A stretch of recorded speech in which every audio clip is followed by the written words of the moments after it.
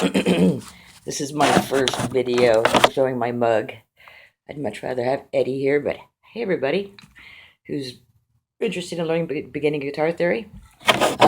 My name is Renee and I'll be your instructor. Anyway, so what I wanted to do was show you some positions on the guitar. I got my footstool here. Sorry the quality's so bad on the video. Because they get knocked out. So I put on my right foot. I'm sorry, my left foot. And then I put the guitar, it's a little too high, but I put it up to where I got my left foot on the footstool. And then I have the body end of the guitar right here on my leg. What I want to do is I want to put my, I'm going to roll up my sleeve here. What you want to do is you want to be real comfortable. The more comfortable you are with your instrument, the more easy you can play.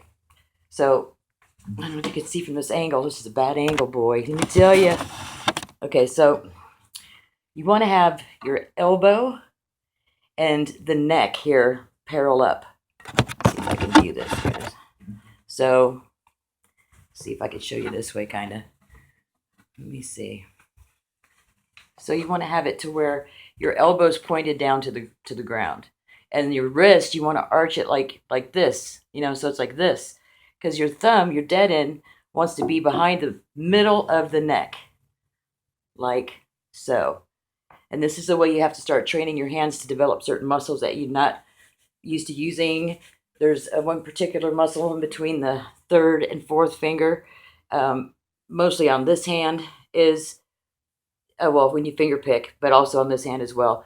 It separates, because if you try to go 1, 2, 3, 4, I bet you if you don't play guitar, you can't get that third one up without this one wanting to follow. So I'm a little rusty, but see, I can go like this. Whoops, I can go like this individually. So you learn how to use your fingers individually. And that's an interesting thing. So to start off, it's going to be a little crampy, maybe uncomfortable, but all in all, it's the best positioning that you could do to learn the guitar, because once you have that down in the correct positioning, everything, you could do so much more with your range and how you can move your hand. Look, just by putting the thumb in the back of the neck. Look at the verse. Look at how the stretch.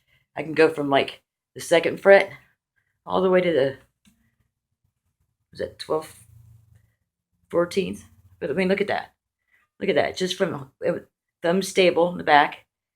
And then when you get comfortable and you start playing really well, then the thumb's going to crawl up here eventually, but you got to train it this way. It's kind of like being a swimmer, you got to know, or a gymnast, you have to know how to stand correctly.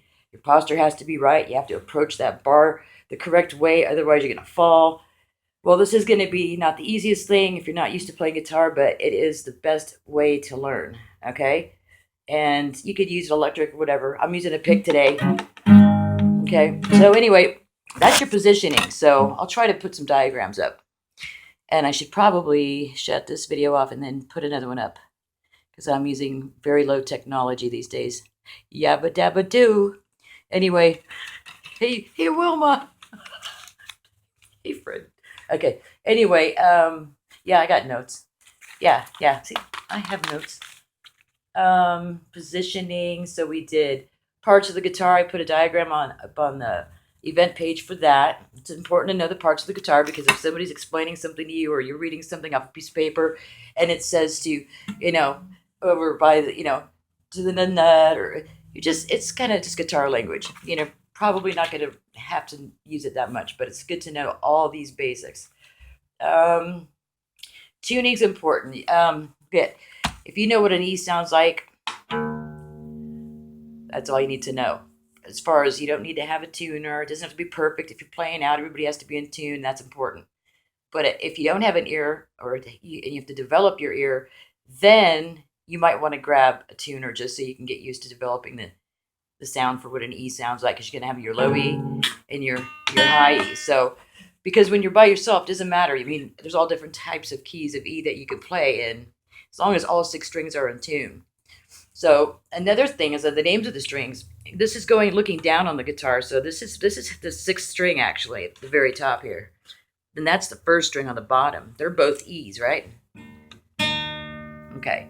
So I'm going to teach you open notes, which is 6th string. If you look on the fretboard diagram that I posted, this is the 6th string, 5th string below it, 4th, 3rd, 2nd, 1st. Okay, and voila. So those are open notes. The open notes without using this hand is E, A, D, G, B, E.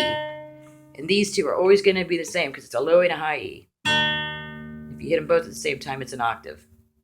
So anyway, we'll stop there, and I'll probably have to record another video until next time, which is probably going to be in an hour. I don't know, but to be continued. So anyway, hopefully you got the positioning down and you've washed your hands. It's very important to wash your hands. I'm tired, so you're gonna have to sue me. I have a really good lawyer, though. Just kidding. Probably not good. I'm probably not gonna even use this video because I don't record myself very much. Yeah, I'm gonna have to cut. All right, we're gonna try this over time. Okay.